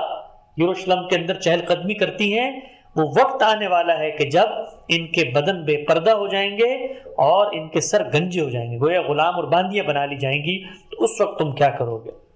فرمایا آپ دیکھ خداوند دریائے فرات کے سخت شدید سیلاب یعنی شاہ اسور اسیریا اور اس کی ساری شوکت کو ان پر چڑھا لائے اور وہ اپنے سب نالوں اور سب کناروں پر بہہ نکلے۔ تو بے تحاشا مقامات ہیں، بائبل کے 20 مقامات ہیں جن میں یہ بتایا گیا ہے کہ قوم اس قدر پستی میں اتر گئی اور انبیاء کی تعلیم کے برخلاف کیا کرنے لگے۔ ایک اور مقام میں فرمایا یروشلم کے کوچوں میں گشت کرو اور دیکھو اور دریافت کرو کہ اس کے چوکوں میں ڈھونڈو، اگر کوئی آدمی وہاں ملے جو انصاف کرنے والا ہو، جو سچائی کا طالب ہو، تو میں اسے معاف کروں گا۔ میں تجھے کیسے معاف کروں کہ تیرے فرزندوں نے مجھے چھوڑا اور ان کی قسم کھائی جو خدا نہیں۔ جب میں نے ان کو سیر کیا تو انہوں نے بدکاری کی اور ہاتھ باندھ کر کعبہ گھروں میں اکٹھے ہوئے، وہ پیٹ بھرے گھوڑوں کی مانند ہیں، ہر ایک صبح کے وقت اپنے پڑوسی کی بیوی پر بن بناتا ہے۔ خدا فرماتا ہے کہ کیا میں ان باتوں کے لیے سزا نہ دوں، کیا میری روح ایسی قوم سے انتقام نہ لے؟ تو یہ تصویر ہے کہ پوری کی پوری قوم جو ہے ایک طریقے سے اس جگہ پر اتری ہوئی ہے کہ اب سرکشی اختیار کرنی ہے، اور سرکشی اس حد تک چلی گئی جو پوری کی پوری ملت ابراہیم کا ایک تشخص تھا، ملت ابراہیم کا ایک جس کو آپ کہتے ہیں امتیاز تھا، اس کو انہوں نے فراموش کر دیا۔ تو سیدنا داؤد علیہ السلام سے جو پہلے کا معاملہ ہے اس کی ایک تصویر آپ کے سامنے آئی، خود سیدنا داؤد کی تنبیہات بھی آئیں، اور پھر کس طرح کم و بیش 550 سال پہلے سیدنا مسیح سے اس قوم پر عذاب بھی آیا۔ اب ہم پیچھے لوٹ کے جاتے ہیں اس تصویر کو جاننے کے بعد کہ جس وقت سیدنا موسیٰ رخصت ہوئے ہیں، سیدنا موسیٰ کی رخصتی کے بعد 300 سال تک یہ نظام چل رہا ہے اور پے در پہ ان کو مار پٹی ہے، تو پھر اس کے بعد انہوں نے مطالبہ کیا ہے کہ ہمارے یہاں بھی آپ بادشاہت کو لے کر آئیے۔ تو پھر اس بادشاہت کا آغاز ہوتا ہے جس وقت انہوں نے سموئیل سے کہا، یہ سورہ بقرہ ہے، فرمایا پھر تم نے اس معاملے پر غور کیا جو موسیٰ کے بعد سرداران بنی اسرائیل کو پیش آیا؟ انہوں نے کہا اے نبی ہمارے لیے ایک بادشاہ مقرر کر تاکہ اللہ کی راہ میں جنگ کریں۔ تو پھر پوچھا اگر بادشاہ مقرر کر دیا تو ایسا نہ ہوگا کہ تم کو بڑائی کا حکم دیا جائے پھر تم نہ لڑو؟ تو وہ کہنے لگے بھلا یہ کیسے ہو سکتا ہے، ہم راہ خدا میں نہ لڑیں جبکہ ہم اپنے گھروں سے نکال دیے گئے ہیں اور ہمارے بال بچے ہم سے جدا کر دیے گئے ہیں، مگر جب ان کو جنگ کا حکم دیا تو ایک قلیل تعداد کے سوا کوئی نہ نکلا۔ تو قرآن مجید نے بتایا کہ سموئیل نبی کے دور میں انہوں نے بادشاہت کا مطالبہ کیا اور اللہ تعالیٰ نے پھر طالوت کو بادشاہ بنایا اور اس پر بھی یہ آمادہ نہ ہوئے۔ کہا جاتا ہے کہ بنی اسرائیل کے اندر ایک بہت ہی حسین و جمیل بڑا قداور نوجوان تھا جس کو اللہ کی منشا کے تحت سموئیل نبی نے جا کر انتخاب کر کے بادشاہ بنا دیا، لیکن اس کو بھی پھر ان لوگوں نے نہیں مانا اور اس کی بادشاہت کی علامت کے طور پر یہ نشانی بھی اللہ نے بتائی ہے خود قرآن مجید میں زیر بحث ہے سورہ بقرہ میں کہ یہ جو بادشاہ ہم نے بنایا ہے اس کے بعد تمہیں اگر اس کی اطاعت کرتے ہو تو تابوت سکینہ بھی ملے گا اور جو تمہاری کھوئی ہوئی بھیڑیں ہیں وہ بھی واپس آ جائیں گی، لیکن انہوں نے اس کا بھی پاس نہ کیا۔ اور پھر اس کے بعد ہم یہ دیکھتے ہیں کہ اسی بادشاہ طالوت نے جنگیں لڑی ہیں، ان جنگوں میں سیدنا داؤد نے کم سن نوجوان کی حیثیت سے ایک کردار عطا کیا ہے اور پھر اس کے بعد اس کردار کے نتیجے میں ان کو بادشاہت جو ہے وہ ملی ہے اور اس بادشاہت نے پھر ایک نئی سلطنت کا آغاز کیا اور یہی وہ دور سلیمانی ہے کہ جس کے اندر پھر یہودیوں کو ایک طرح سے عروج ملا ہے، اس لیے کہ قرآن مجید بتاتا ہے کہ اس زمانے میں لوہے کی صنعت اس پوری جو سویلائزیشن تھی اس میں نمودار ہونا شروع ہوئی، تو اللہ تعالیٰ نے ان لوگوں کو بھی زرہ بنانے کی صنعت سکھا دی۔ خود قرآن مجید کی سورہ انبیاء میں ہے اور ہم نے تمہارے فائدے کے لیے اس کو زرہ بنانے کی صنعت سکھا دی تاکہ ایک دوسرے کی مار سے بچائے، کیا تب بھی تم ناشکرے ہوتے ہو؟ تو یہ جو آئرن ایج ہے اس کے اندر ان لوگوں نے پھر سے قوت حاصل کی اور اس کے بعد پھر سیدنا سلیمان کا دور آتا ہے اور ہم یہ جانتے ہیں کہ سیدنا سلیمان کو بھی بنی اسرائیل کے اندر ایک علامت اور نشانی کے طور پہ اللہ تعالیٰ نے بھیجا اور ان کو ہوائی بیڑے بنانے کا علم دیا، اسی طریقے سے جنات کو تسخیر کرنے کی ان کے پاس طاقت تھی، اسی طریقے سے ان کے پاس جانوروں کی بولیاں ان کو سکھا دی گئیں۔ یہ سب چیزوں کا مقصد کیا تھا کہ بنی اسرائیل کو اس چیز کا احساس ہو کہ اللہ تعالیٰ کس قدر متفکر ہیں کہ وہ واپس لوٹیں اور اپنی اصل کی طرف آئیں اور اپنے مشن کی طرف آئیں۔ یہی سیدنا سلیمان کا دور ہے کہ جس وقت آپ یہ دیکھتے ہیں کہ پھر اس علاقے میں جو فلسطین سے باہر کے علاقے ہیں وہاں پر بھی ریاست نے دعوت کا آغاز کیا اور ملکہ سبا کو دعوت پہنچائی گئی اور ملکہ سبا آئیں، انہوں نے جس وقت خدا کی مائیت کا ظہور دیکھا، جس طریقے سے سیدنا سلیمان کے ساتھ معاملات ہو رہے تھے تو وہ بھی ایمان لے آئیں۔ تو یہ پوری ایک تصویر آپ کے سامنے آ جاتی ہے کہ کیسے سیدنا موسیٰ سے لے کر اس آخری حملے تک جو کم و بیش 550 سال پہلے ہوئی ہے سیدنا مسیح سے بخت نصر کا، کیا معاملات اسرائیلیوں کے ساتھ پیش آئے ہیں، اور پھر ہم اس کے بعد یہ دیکھتے ہیں کہ وقتاً فوقتاً جیسے ہی یہ حملہ ختم ہوا ہے اس کے بعد پھر سے قوم کہیں اٹھتی ہے، کہیں پر اپنی کوئی چھوٹی سی پاکٹ بنا لیتی ہے، کہیں پہ حکومت بنا لیتی ہے، پھر ان پہ حملہ ہوتا ہے یہاں تک کہ سیدنا مسیح تشریف لاتے ہیں۔ اور جس وقت سیدنا مسیح کی تشریف آوری ہوتی ہے اس وقت رومی سلطنت ہے جس کا پوری کی پوری اس خطے کے اوپر قبضہ موجود ہے اور یہودی خود وہاں پر اسی رومی سلطنت کے تحت حکومت گزار رہے ہیں۔ یعنی اس سلطنت کے بعد کوئی بڑی متحدہ سلطنت جو ہے وہ بنی اسرائیل کی نہیں بن سکی اور رومی سلطنت کا غلبہ ہو گیا۔ دوسری طرف بازنطینی سلطنت تھی، تو اس رومی سلطنت کے تحت یہودی بھی زندگی گزار رہے تھے اور یہ وہ موقع تھا کہ جس موقع پر پھر اللہ تعالیٰ نے سیدنا مسیح کو ایک آخری نشانی کے طور پہ نازل کرنے کا فیصلہ کیا، اور یہ فیصلہ اس پس منظر میں ہوا کہ جتنے انبیاء آئے ہیں سیدنا موسیٰ کے بعد سے سیدنا مسیح تک، سب نے اپنی اپنی کوششیں کی۔ اللہ تعالیٰ نے اپنے ایک بڑے عذاب کا ظہور بھی اس قوم کو دکھایا کہ جس کے نتیجے میں پوری قوم تہس نہس ہو گئی، لیکن تب بھی قوم اس چیز کو ماننے پر آمادہ نہیں ہوئی، تو ایک آخری کوشش کی جائے، ایک آخری اللہ کی ایسی نشانت اور علامت دنیا میں لائی جائے کہ شاید اس سے اس قوم کو کوئی تنبیہ ہو، تعزیر ہو اور یہ اپنی اصل کی طرف لوٹے۔ یہی وجہ ہے کہ قرآن مجید میں سیدنا مسیح کو کہا گیا ہے کہ انہ لعلم للساعۃ، کہ یہ قیامت کی نشانی کے طور پہ ہم اس کو بھیج رہے ہیں۔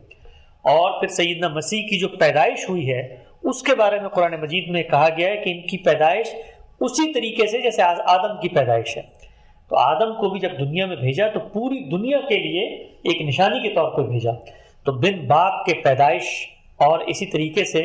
سیدنا مسیح کو جو معجزات اللہ تعالیٰ نے دیے، آپ اس کی تصویر قرآن مجید میں پڑھ سکتے ہیں کہ کس طریقے سے مردوں کو زندہ کر رہے ہیں، کس طریقے سے جو برس کے مریض ہیں ان کو ٹھیک کر رہے ہیں، اور کس طریقے سے ہر جگہ پر اللہ کی اسی دینونت کے بارے میں لوگوں کو متوجہ کر رہے ہیں، اور یہ کہہ رہے ہیں کہ اب وقت آ گیا ہے، میں تمہاری پیٹھ پہ وہ آخری کوڑا ہوں جو برسنے کو تیار ہوں، اور اگر تم نے میری باتوں کو نہ مانا، میری جو تعلیمات ہیں ان پر عمل پیرا نہ ہوئے، تو اس کا ایک نتیجہ مرتب ہوگا، اور وہ نتیجہ اس قدر سخت ہے کہ اس نتیجے کے بعد خدا تعالیٰ کی جو اسکیم ہے تمہارے بارے میں وہ لپیٹ دی جائے گی۔ تو سیدنا مسیح جب آئے ہیں تو آپ سب کے علم ہے کہ کس طریقے سے اللہ تعالیٰ نے ان کے یہاں معجزاتی پیدائش کے نتیجے میں ان کو پیدا کیا، سیدہ مریم کے وہ پیدا ہوئے، اور سیدنا مریم ہی کے والد ہیں عمران بن ماتان، جن کا ذکر ہوتا ہے جب ہم نے ابتدا میں استوا کے قانون کے بارے میں آیت پڑھی تھی، ان اللہ اصطفیٰ آدم و نوحا وآل ابراہیم وآل عمران، تو یہ عمران جو ہیں سیدنا مریم کے والد ہیں، جن کی آل میں سے پھر سیدنا مسیح کو ایک آخری علامت کے طور پر اللہ تعالیٰ نے اس قوم میں اٹھایا، اور اٹھانے کے بعد سیدنا مسیح نے وہاں پر اس معجزاتی پیدائش کے بعد بھی، یعنی بن باپ کے پیدا کرنے کے باوجود بنی اسرائیل نے ان کی بات سننے سے انکار کر دیا، تو سیدنا مسیح نے ایک لمبے عرصے تک ان میں دعوت دی۔ ان کی دعوت کا خلاصہ آپ کو اناجیل میں مل سکتا ہے، لیکن ایک ایسا ان کا دل نواز خطبہ ہے جس سے پوری کی پوری تصویر آپ کے سامنے آ جاتی ہے کہ سیدنا مسیح اس قوم میں آئے ہیں جو قوم اخلاقی طور پر بدحال ہو چکی ہے، جو قوم خدا کے قانون پر تو عمل پیرا ہے کسی حد تک، لیکن قانون کے پیچھے جو روح تھی، جو اسپرٹ تھی، اس کو بھلا چکی ہے۔ یہی وجہ ہے کہ آپ دیکھیں سیدنا مسیح اس قوم کے فریسیوں کو، اس قوم کے فقیہوں کو یہ کہتے ہیں کہ بھئی تم تو سفیدی پھری ہوئی قبروں کی مانند ہو، ظاہر میں تو تم بڑے خوشنما ہو لیکن اندر ہڈیوں کے ڈھانچے کے علاوہ کوئی چیز نہیں ہے، تم اونٹ کھاتے ہو اور مچھر چھانٹتے ہو، یعنی بڑے بڑے برائیاں تم کر لیتے ہو، اور مچھروں کے بارے میں، چھوٹی چھوٹی چیزوں کے بارے میں اتنے متنبع ہوتے ہو، تو اللہ کی ہدایت کو تم نے پس پردہ ڈال دیا ہے۔ تو بڑا دل نواز سیدنا مسیح کی پوری دعوت ایک طرح کا خلاصہ ہے یہ پہاڑی کا باز۔ اس کی چند چیزیں میں آپ کے سامنے پڑھتا ہوں، اور پھر ہم یہ جانیں گے کہ سیدنا مسیح نے کیا تنبیہات کی، اور پھر سیدنا مسیح کی تنبیہ کا کیا نتیجہ اس قوم میں نکلا۔ یہ بائبل ہی میں ہے، سرمن آف دی ماؤنٹ جس کو کہا جاتا ہے۔ ارشاد ہوا، مبارک ہیں وہ جو دل کے غریب نرم ہیں، کیونکہ آسمان کی بادشاہی ان کے لیے ہے۔ مبارک ہیں وہ جو غمگین ہیں، کیونکہ وہ تسلی پائیں گے۔ مبارک ہیں وہ جو حلیم ہیں، کیونکہ وہ زمین کے وارث ہوں گے۔ مبارک ہے وہ جنہیں راست بازی کی بھوک و پیاس ہے، کیونکہ وہ سیراب ہوں گے۔ مبارک ہیں وہ جو رحم دل ہیں، کیونکہ ان پر رحم کیا جائے گا۔ مبارک ہیں وہ جو پاک دل ہیں، کیونکہ وہ خدا کو دیکھیں گے۔ مبارک ہیں وہ جو صلح کرواتے ہیں، کیونکہ وہ خدا کے بیٹے محبوب کہلائیں گے۔ مبارک ہیں وہ جو راست بازی کے سبب ستائے جاتے ہیں، کیونکہ آسمان کی بادشاہی یعنی جنت انہی کے لیے ہے۔ سیدنا مسیح فرماتے ہیں، مبارک ہو تم جب لوگ تمہیں میرے سبب سے لعن طعن کریں اور ستائیں اور طرح طرح کی بری باتیں تمہارے بارے میں ناحق کہیں، تم خوش ہونا اور جشن منانا، کیونکہ آسمان پر تمہارا اجر بڑا ہے، اس لیے کہ لوگوں نے پرانے زمانے کے نبیوں کو اسی طرح ستایا ہے۔ تم زمین کا نمک ہو، لیکن اگر نمک کی نمکینی جاتی رہے تو اسے کیسے نمکین کہا جا سکتا ہے؟ تب وہ کسی کے کام نہیں رہتا سوائے اس کے کہ باہر پھینکا جائے اور لوگوں کے پاؤں تلے روندا جائے۔ یعنی تم زمین کا نمک تھے، لیکن تم نے اپنے آپ کو نہیں پہچانا، تو اب تمہارا نتیجہ کیا نکلے گا؟ پہلے تو یہ تھا کہ تم لوگوں کے لیے محبوب بنتے، اب جب نمک اس قابل نہ رہے کہ اس میں نمکینی ہو تو پھر اس کو پھینک دیا جاتا ہے اور وہ پیروں کے نیچے روندا جاتا ہے۔ فرمایا، چراغ بن کر برتن کے نیچے نہیں بلکہ چراغ داں پہ رکھا جاتا ہے تاکہ وہ گھر کے سب لوگوں کو روشنی دے۔ اسی طرح تمہاری روشنی کو لوگوں کے سامنے چمکنا چاہیے تاکہ تمہارے نیک کاموں کو دیکھ کر وہ تمہارے آسمانی باپ یعنی خدا کی تمجید کرے، یعنی نیکی کی دعوت دینی چاہیے۔ جب تک تمہاری زندگی شریعت کے عالموں اور فریسیوں سے بہتر نہ ہوگی تم آسمان کی بادشاہی میں داخل نہ ہوگے۔ اس سے اندازہ کیا جا سکتا ہے کہ جو فریسی ہیں، جو اسٹیبلشمنٹ ہے، جو مذہبیت ہے، ان کو مقابل میں لا کر بتایا جا رہا ہے کہ ان سے بہتر ہوگے تو جنت میں جاؤ گے، ان کی حالات میں مت جانا تم۔ تو فرمایا جو کوئی اپنے بھائی کو گالی دیتا ہے وہ عدالت عالیہ میں خدا کے سامنے جواب دہ ہوگا۔ تم سن چکے ہو کہ زنا نہ کرنا، لیکن میں تم سے کہتا ہوں کہ جو کوئی کسی عورت پر بری نظر ڈالتا ہے وہ اپنے دل میں پہلے ہی اس کے ساتھ زنا کر چکا۔ اپنے مذہبی فرائض محض لوگوں کو دکھانے کے لیے نہ کرو، کیونکہ تمہارا آسمانی باپ تمہیں اس پر اجر نہ دے گا۔ جب تم خیرات دو تو ڈھنڈورا نہ پیٹا کرو، جب تم روزے رکھو تو ریاکاروں کی طرح اپنا منہ اداس نہ بناؤ، ریاکاروں کی طرح عبادت خانوں اور بازاروں کے موڑ پر کھڑے ہو کے دعا مت کرو، دعا میں رٹے رٹائے جملے نہ دہراؤ۔ اگر تم لوگوں کے قصور معاف نہ کرو گے تو تمہارا خدا بھی تمہارے قصور معاف نہ کرے گا۔ اپنے لیے زمین پر مال و زر جمع نہ کرو جہاں کیڑا اور زنگ لگ جاتا ہے اور چور نقب لگا کے چرا لیتے ہیں، بلکہ اپنے لیے آسمان پر خزانے جمع کرو جہاں کیڑا اور زنگ نہیں لگتا اور نہ چور نقب لگا کر چراتے ہیں، کیونکہ جہاں تمہارا مال ہوگا وہیں تمہارا دل ہوگا۔ سبحان اللہ، یعنی یہاں مال رکھو گے تو دل بھی دنیا میں ہوگا، اللہ کیا مال بھجواؤ گے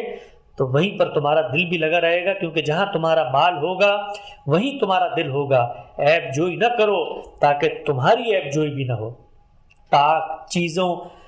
کتوں کو نہ دو اور اپنے موتی سوروں کے آگے نہ ڈالو، کہیں ایسا نہ ہو کہ وہ انہیں پاؤں سے روند کر پلٹیں اور تمہیں پھاڑ ڈالیں۔ یعنی اچھی چیزیں کم ظرف لوگوں کے سامنے رکھنے کی نہیں ہوتی، ان کے سامنے مت رکھو جو تمہیں نقصان پہنچائیں۔ اور فرمایا جھوٹے نبیوں سے خبردار رہو، وہ تمہارے پاس بھیڑوں کے لباس میں آتے ہیں لیکن باطن میں پھاڑنے والے بھیڑیے ہیں۔ تم ان کے پھلوں سے انہیں پہچان لوگے، یعنی ان کی تعلیمات سے تم انہیں جان لوگے۔ اور اس سے بھی معلوم ہوتا ہے کہ کیسے اس زمانے میں جو بنی اسرائیل کے مذہبی لوگ تھے ان کے اندر یہ فتنہ بھی موجود تھا کہ جھوٹے نبی بھی پیدا ہو رہے تھے جو اس قوم کو گمراہ کر رہے تھے۔ ہم سب یہ جانتے ہیں کہ سیدنا مسیح کی یہ جو دعوت تھی، اس دعوت کا جو نتیجہ مرتب ہوا وہ نتیجہ یہ تھا کہ خود وہ بنی اسرائیل جن کی طرف ان کو بھیجا گیا تھا، اور سیدنا مسیح یہ کہہ کر آئے تھے کہ میں تورات کو منسوخ کرنے نہیں آیا بلکہ تورات کو زندہ کرنے آیا ہوں، وہی قوم ان کے قتل کے در پہ ہو گئی۔ اور بالآخر انہوں نے اس زمانے کی جو رومی سلطنت کے اہلکار ہیں ان کے ساتھ مل کے یہ سازش کی اور سیدنا مسیح کو قتل کرنے کی ایک ناکام کوشش کی۔ قرآن مجید یہ بتاتا ہے کہ چونکہ پیغمبر خدا کی امان میں ہوتے ہیں اور سیدنا مسیح کے ساتھ اگر وہ قتل کا معاملہ کرتے تو جو پورا کا پورا رسالت کا قانون ہے اس کے تحت پیغمبر کا جسم اور پیغمبر کی توہین اور پیغمبر کی بے حرمتی یہ اللہ کو گوارا نہیں تھی، تو جس وقت انہوں نے قتل کے اقدام کا آغاز کیا تو اللہ تعالیٰ کہتے ہیں کہ تم نے قتل نہیں کیا بلکہ اللہ تعالیٰ نے تمہیں آسمانوں پر اٹھا لیا اور سیدنا مسیح کو اس طرح بچایا۔ تو سیدنا مسیح علیہ السلام نے بھی اس قوم کو ایک تنبیہ کی، اور وہ تنبیہ تھی ایک دوسرے عذاب کی، اور وہ عذاب در حقیقت سیدنا مسیح کی تکذیب کے نتیجے میں آنا تھا۔ اور پھر وہ عذاب آیا کہ جس وقت ہم یہ دیکھتے ہیں کہ تیتس رومی نے 80 بعد مسیح یعنی 80 سال گزرنے کے بعد سیدنا مسیح کے ان کے اوپر حملہ کیا، اور حملے کے نتیجے میں وہ پہلی نسل جو موجود تھی سیدنا مسیح کی ان کو تہو بالا کر دیا۔ خود قرآن مجید کی سورہ بنی اسرائیل میں اس کا ذکر ہوا ہے، اور وہاں یہ بتایا گیا ہے کہ کس طریقے سے تم پر اللہ تعالیٰ کا ایک دوسرا عتاب، دوسرا عذاب نازل ہوا۔ 2 عذابوں کی میں نے بات کی تھی کہ 2 عذاب قوم پر نازل ہونے تھے، پہلا بختر نصر کے حملے کے نتیجے میں، اور دوسرا تیتس رومی ہے جس کا حملہ ہوا۔ اس کی تباہی کا ذکر آپ کو تفسیروں میں مل جاتا ہے، خلاصہ میں آپ کے سامنے رکھ دیتا ہوں۔ یہ استاد مکرم جناب غامدی صاحب کی تفسیر ہے، لکھتے ہیں کہ یہ اس تباہی کا ذکر ہے جو مسیح علیہ السلام کی طرف سے اتمام حجت کے بعد 70 عیسوی میں رومی بادشاہ ٹائٹس جسے کہتے ہیں تیتس کے ہاتھوں یہود پر آئی۔ اس موقع پر ہزاروں مارے گئے، ہزاروں غلام بنائے گئے، ہزاروں کو پکڑ پکڑ کے مصری کانوں میں کام کرنے کے لیے بھیج دیا گیا، اور ہزاروں ایمفی تھیٹروں اور کلوزیوموں میں لوگوں کی تفریح تباہ کے لیے جنگلی جانوروں سے لڑوانے اور بھڑوانے اور شمشیر زنوں کے کھیل کا تختہ مشق بنوانے کے لیے مختلف شہروں میں بھیج دیے گئے۔ یعنی سیدنا مسیح کے جن لوگوں نے بنی اسرائیل میں سے قتل کیا، ان کے اوپر اللہ کا یہ عذاب نازل ہوا کہ 70 سال بعد سیدنا مسیح کے اللہ ہی کی طرف سے ایک دوسری قوم کو ان کے اوپر بطور عذاب کے، اور قرآن مجید نے ان کو کہا ہے کہ ہمارے مضبوط بندے اولی باسن شدید کے الفاظ ہیں، عبادن لی اولی باسن شدید، ان کو بھیجا اور انہوں نے پوری کی پوری بنی اسرائیل قوم کو تہس نہس کر دیا۔ اور کیا نتیجہ نکلا کہ پھر ان کو شمشیر زنوں کے کھیل میں تختہ مشق بنوانے کے لیے مختلف شہروں میں بھیج دیا۔ تمام دراز قامت اور حسین لڑکیاں فاتحین نے اپنے لیے چن لی، اور یروشلم کا شہر اور اس کی مسجد سب کے سب جو ہیں وہ زمین بوس ہو گئے۔ جو یہود تھے اس عہد کے، یہ تصور پیش کیا کہ یہ جو پیغمبر تشریف لائے تھے، یہ پیغمبر اصل میں ایک جھوٹے مسیح تھے، اور بنی اسرائیل کا یہ ماننا ہے کہ ایک حقیقی مسیح نے دوبارہ نمودار ہونا ہے، اور وہ حقیقی مسیح ہے کہ پھر جو دوبارہ سے کنگڈم آف ڈیوڈ کو، جو داؤد کی سلطنت ہے جہاں سے ان کا خاتمہ ہوا ہے ان کے دور اقتدار کا، اس سلطنت کو وہ بحال کریں گے۔ تو یہود کا یہ پورا تصور کیا ہے، اس کو بھی مولانا سید ابو العلا صاحب مودودی نے اپنی تفسیر میں بہت ہی مختصر سے الفاظ میں بیان کیا ہے، وہ بھی میں آپ کے سامنے رکھ دیتا ہوں۔ وہ یہ کہتے ہیں کہ یہود جس مسیح کے منتظر ہیں، اس مسیح کے مشن کے حوالے سے ان کے کیا نقطہ نظر اور کیا عقائد ہیں۔ لکھتے ہیں کہ اب اگر کوئی شخص مشرق وسطیٰ کے حالات پر ایک نگاہ ڈالے اور نبی صلی اللہ علیہ وسلم کی پیشن گوئیوں کے پس منظر میں ان کو دیکھے، تو فوراً یہ محسوس کرے گا کہ اس دجال اکبر کے ظہور کے لیے اسٹیج بالکل تیار ہو چکا ہے، اور حضور کی دی ہوئی خبروں کے مطابق یہودیوں کا مسیح موعود بن کر اٹھنے والی ایک شخصیت آئے گی۔ یعنی یہود یہ سمجھتے ہیں کہ کسی ایک شخصیت نے اٹھنا ہے، اور وہ شخصیت اٹھے گی اور اٹھ کے سیدنا مسیح کا حقیقی مشن دوبارہ زندہ کرے گی۔ فلسطین کے بڑے حصے سے مسلمان بے دخل کیے جا چکے ہیں، اور وہاں اسرائیل کے نام سے ایک یہودی ریاست قائم کر دی گئی ہے۔ اس ریاست میں دنیا بھر کے یہودی کھینچ کھینچ کر چلے آتے ہیں۔ امریکہ، برطانیہ، فرانس نے اس کو ایک زبردست جنگی طاقت بنا دیا ہے۔ یہودی سرمایے کی بے پناہ امداد سے یہودی سائنسدانوں اور ماہرین اس کو روز ترقی دے رہے ہیں، اور اس کی یہ طاقت گرد و پیش کی مسلمان قوموں کے لیے خطرہ بن گئی ہے۔ اس ریاست کے لیڈروں نے اپنی اس تمنا کو چھپا کر نہیں رکھا کہ وہ اپنی میراث کا ملک چاہتے ہیں، یعنی آج بھی، اور سیدنا مسیح کا قتل کرنے کے وقت بھی ان کا یہ نقطہ نظر تھا کہ یہ جو میراث کا علاقہ ہے، یہ اصل میں ایک حقیقی مسیح آئیں گے جو پھر سے ہمیں لے کر دیں گے، اور پھر سے وہ جو کنگڈم آف ڈیوڈ ہے اس کو ہم بحال کریں گے۔ تو یہ لکھتے ہیں کہ مستقبل کی یہودی سلطنت کا جو نقشہ ایک مدت سے کھلم کھلا وہ شائع کر رہے ہیں، اس سے ظاہر ہوتا ہے کہ پورا شام، پورا لبنان، پورا اردن اور تقریباً سارا عراق لینے کے علاوہ ترکی سے اسکندرون اور مصر سے سینا اور ڈیلٹا کا علاقہ اور سعودی عرب سے بالائی حجاز اور نجد کا علاقہ وہ لینا چاہتے ہیں، جس میں مدینہ منورہ بھی شامل ہے۔ ان حالات کو دیکھتے ہوئے صاف محسوس ہوتا ہے کہ آئندہ کسی عالمی جنگ کی ہڈ بونگ سے فائدہ اٹھا کر ان علاقوں پر قبضہ کرنے کی وہ کوشش کریں گے۔ ٹھیک اسی موقع پر دجال اکبر ان کا مسیح موعود بن کر اٹھے گا، جس کے ظہور کی خبر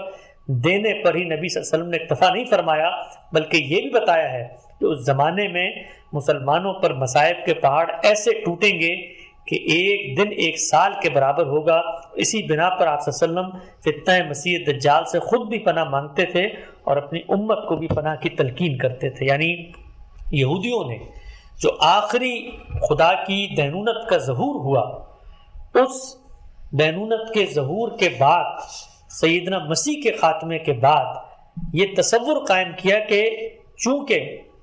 سیدنا مسیح کی آمد کی نوید خود بائبل اور اس سے پہلے تورات اور جتنے انبیاء آ رہے تھے وہ سنا رہے تھے، تو وہ مسیح کہاں ہیں؟ تو وہ آج بھی یہ تصور رکھتے ہیں کہ سیدنا مسیح نے آنا ہے، اور وہ آئیں گے، اور پھر وہ جو کنگڈم آف ڈیوڈ ہے اس کو پھر سے وہ بحال کریں گے، اور پھر اللہ تعالیٰ نے سیدنا مسیح کے قتل کے بعد اپنی جو اسکیم تھی اس قوم کے حوالے سے بتا دیا کہ اب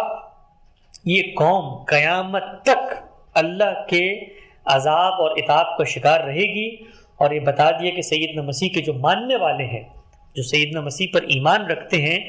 وہ ان کے نہ ماننے والوں پر یعنی کہ اہل یہود پر سیاسی طور پر ہمیشہ غالب رہیں گے۔ گویا بنی اسرائیل ہی کی ایک جماعت جو سیدنا مسیح پر ایمان لائی، ان کو بنی اسرائیل ہی کے ایک دوسرے حصے پر سیاسی غلبے کی قیامت تک کی نوید سنا دی گئی۔ اور ہم یہ جانتے ہیں کہ سیدنا مسیح علیہ السلام پر پھر جو لوگ ایمان لائے، ان لوگوں نے سیدنا مسیح کی دعوت کو آگے پھیلایا، اور آگے پھیلانے کے بعد رومی سلطنت نے اس دعوت کو قبول کیا، پھر بازنطینی سلطنت نے اس دعوت کو قبول کیا، اور کرتے کرتے پورے اکناف عالم میں ہم نے دیکھا کہ سیدنا مسیح کی دعوت پھیل گئی۔ اگرچہ سیدنا مسیح کی اس دعوت کو جو لوگ لے کے اٹھے تھے، انہوں نے خود سیدنا مسیح کی دعوت کے ساتھ وہ کام کیا جو یہود نے سیدنا موسیٰ کی دعوت کے ساتھ کیا تھا۔ ہم یہ جانتے ہیں کہ موجودہ مسیحیت 3 عقائد سے عبارت ہے۔ ایک تثلیث کا عقیدہ جس میں خود سیدنا مسیح کو خدا کا جسدی ظہور قرار دے دیا گیا، اور وہ باتیں اور وہ سیدنا مسیح کی پیشن گوئیاں کہ جو عذاب کی وعید تھی، سیدنا مسیح نے فرمایا تھا کہ ابن مریم لوٹے گا اور یہ عذاب تم پر آئے گا، تیتس رومی کے حملے کی صورت میں جو آیا، اس کو انہوں نے سیدنا مسیح کی آمد ثانی سے موسوم سمجھا۔ اور بائبل کے اندر جو اس طرح کی باتیں تھیں کہ خداوند خدا کا بیٹا یا منتخب بیٹا، اس سے تثلیث کا ایک پورا نقطہ نظر انہوں نے پیدا کیا۔ اسی طریقے سے کفارے کا عقیدہ کہ سیدنا مسیح نے سولی چڑھ کے تمام کی تمام مسیحی اقوام کو اب اللہ کے ہاں سرخرو کر دیا ہے، اور اسی طریقے سے پھر نسخ شریعت کا عقیدہ کہ شریعت کو منسوخ کر کے انہوں نے پوری کی پوری جو سیدنا مسیح کی تعلیمات تھیں اس سے روگردانی کر دی۔ تو سیدنا مسیح کے بعد اس قوم کے ساتھ خدا کے جو براہ راست معاملات کا وعدہ تھا وہ ختم ہو جاتا ہے، اور خدا کی جو آخری تنبیہات تھیں اور قیامت تک کے لیے اس قوم کے ساتھ جو عذاب کی وعید تھی اس کی اسکیم بھی نمایاں ہو جاتی ہے۔ تو گویا خلاصہ کیا ہوا ہے پوری کی پوری اس بحث کا خلاصہ یہ ہے، سیدنا ابراہیم سے جس چیز کا آغاز ہوتا ہے وہ سیدنا اسحاق اور یعقوب سے ہوتے ہوئے سیدنا یوسف تک تشکیلی دور سے گزرتی ہے، اور سیدنا یوسف کے بعد سیدنا موسیٰ، اور سیدنا موسیٰ کے بعد انبیاء بنی اسرائیل کی تاریخ، اور پھر سلسلہ سلاطین، یہاں تک کہ سیدنا مسیح کی آمد کے ساتھ اس قوم کے انتخاب کی یہ پوری کی پوری تاریخ مکمل ہو جاتی ہے۔ اور اس کا اگر ایک لفظ میں خلاصہ کیا جائے تو وہ یہ ہے کہ جس مقصد کے لیے اللہ نے اس قوم کو منتخب کیا تھا، اس مقصد کو قومی حیثیت میں بنی اسرائیل نے نہ صرف یہ کہ بھلا دیا، بلکہ خود اس مقصد کے خلاف برسر جنگ ہو گئے، اور اللہ تعالیٰ نے خود ان کے اس برسر جنگ ہونے کو اپنی دینونت کے ظہور کی ایک علامت کے طور پر اب قیامت تک سیدنا مسیح کے نہ ماننے والوں پر سیدنا مسیح کے ماننے والوں کا ایک سیاسی غلبہ ہے جو قائم کر دیا ہے۔ تو یہ ذریت ابراہیمی کی ایک شاخ تھی جس کا یہ خاتمہ ہوا۔ انشاءاللہ اگلی نشست میں خود سیدنا ابراہیم کی دوسری شاخ جو بنی اسماعیل سے آگے بڑھی، اس کے معاملات کیسے آگے بڑھے، اس کا خلاصہ آپ کے سامنے رکھیں گے۔ اقول قولی ھذا واستغفر اللہ لی ولکم ولسائر المسلمین۔